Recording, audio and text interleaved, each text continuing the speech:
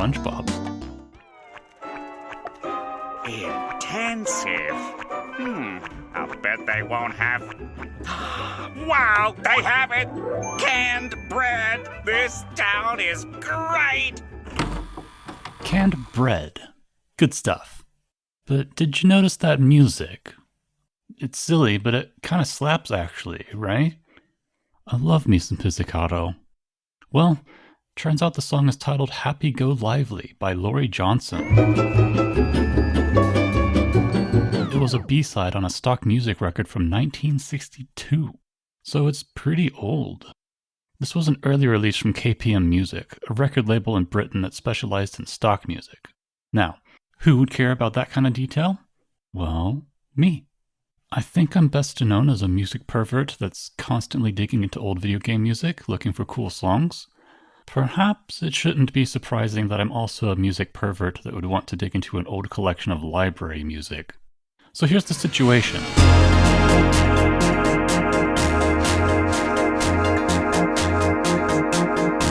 The catalog starts in the 50s with a vast sea of green square album arts. I don't have much interest in the music from that era, but the catalog extends into the 70s, which is interesting to me. Check out the modern flute on Flute for Moderns. But then, the catalog continues into the 80s, and two things happen. First, actually unique album art. No longer just green squares, we get these contemporary delights. And more importantly, synths. I adore how the 80s hit and everyone seemed to decide that the future is now and jump straight into Cyberspace 9000. The result is kind of an 80s schlock that hits just right. Let's dig into this one. A 26-track album. That's massive, except a lot of these are dupes, or rather, variations. That's pretty common on these library albums. Each main track is paired with a stripped back version without the main melody, or just with the chords, or whatever. If you remove those duplicates, you'll have an 18-track album. Still pretty big.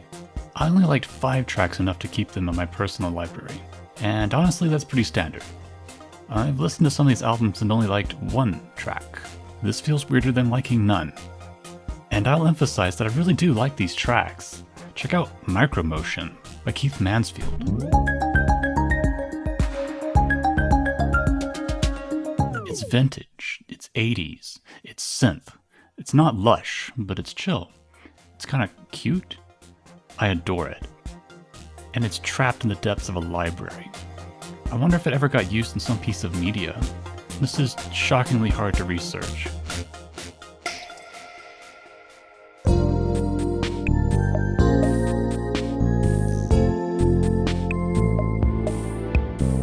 KPM isn't the only label offering royalty music, of course. Bruton is another huge one. Have you ever seen this? Now you can own these hit titles from Walt Disney Home Video. Yeah, that jingle is from Great Ovation by Stephen Gray, released on Bruton in 1983. Disney used it for years. But I'm not here for orchestral. Give me the synth.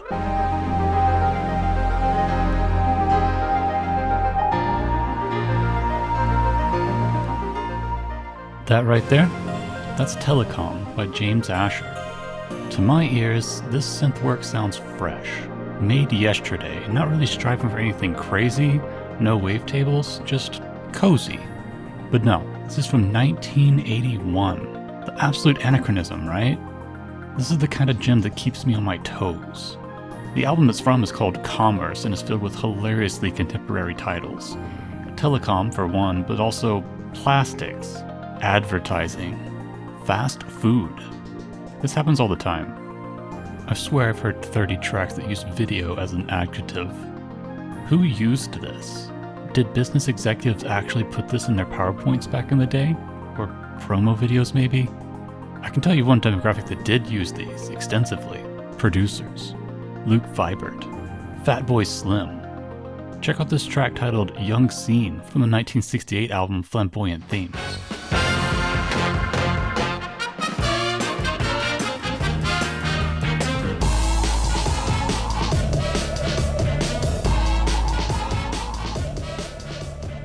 Yup, crate digging is its own art, but Yes, producers can and have looked into library music.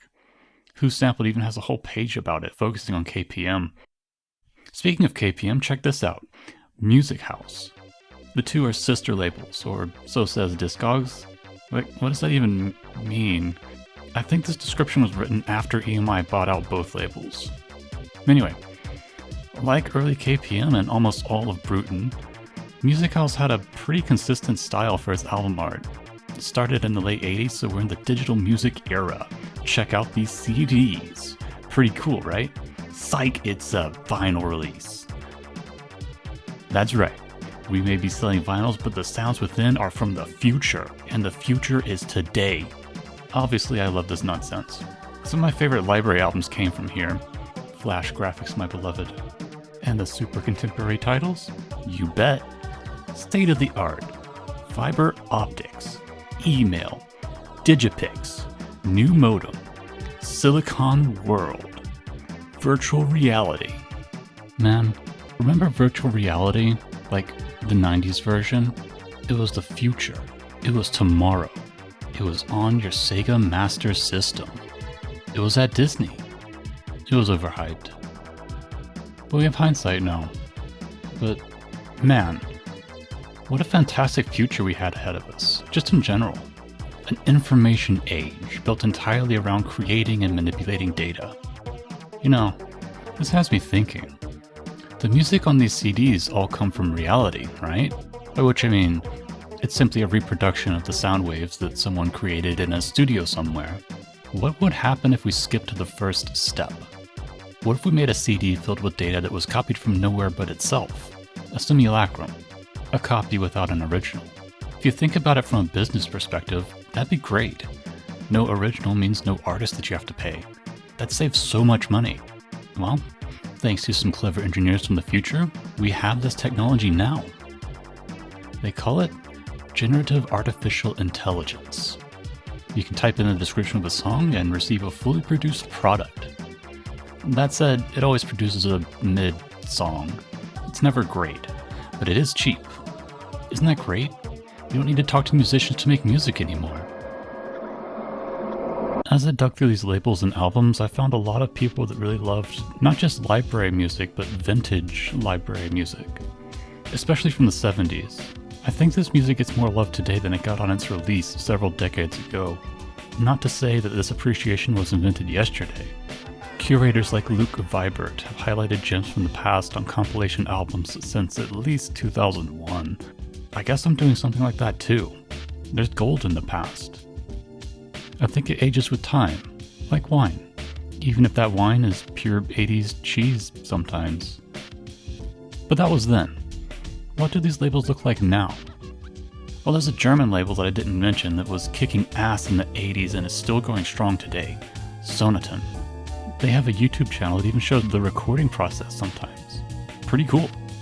The others, well, KPM, bought by EMI Productions, and it's now being used as their library branding. Music House, EMI. Other labels that I didn't mention but also enjoyed, like Omni Music and De Wolf, EMI. So, let's check on EMI. Look at this album art. Now, I can't prove this is AI, but okay, come on. You see this, right? It has that AI look. Though, just from the range of artists listed here, I think it's safe to say that the music within is not AI. I admit I haven't really dug into it, as this is pretty far outside of my tastes. In fact, I haven't really looked into much anything here. I'm mostly charmed by 80s and 90s stuff, but also, none of this inspires confidence. The AI is seeping in, the corners are endangered. I fear it's terminal. That's why this is a eulogy. There's been a long history of ghostwriters making music that ranged from bland to otherworldly, all for the sake of hypothetical productions. And there's a lot of fun in pulling off the sheet to see the real people behind the ghosts. But now I don't trust that there's a person underneath that bed sheet. I think we're in an era where ghosts make music for cinematic machines, and that's all you need. But don't get it twisted. I'm not saying we need to go back to the past. I'm just saying the environment has changed and its fauna are changing in step. I'm saying we should recognize and celebrate the amazing and hidden works that ghost composers wrote over these years. And I'm going to do that by recommending a few albums for you. So, rapid fire. From 1983, Solaris by Fred Mondra. You know Select Ambient Works Volume 1, Aphex Twin? Imagine there was an album filled with B-sides, except this came out first. Lush, analog, and drenched in reverb.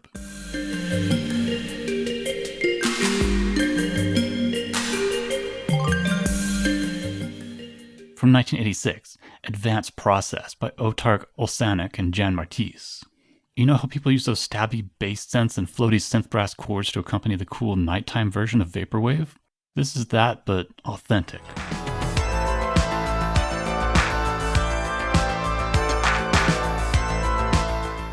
From 1985, Technotown by Albert Allen Owen. You know how sometimes you want to write music for a workout tape, but all you have is a Sega Genesis and a drum machine? This guy kills it.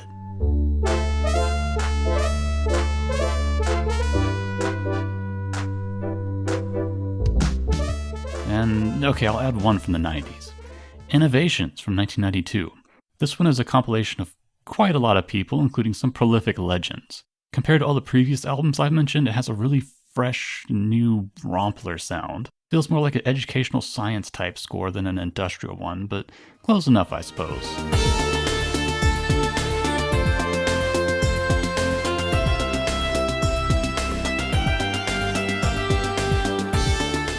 And of course, the albums are already mentioned throughout the video. Most of these are easy to find on YouTube. Check the description for a playlist.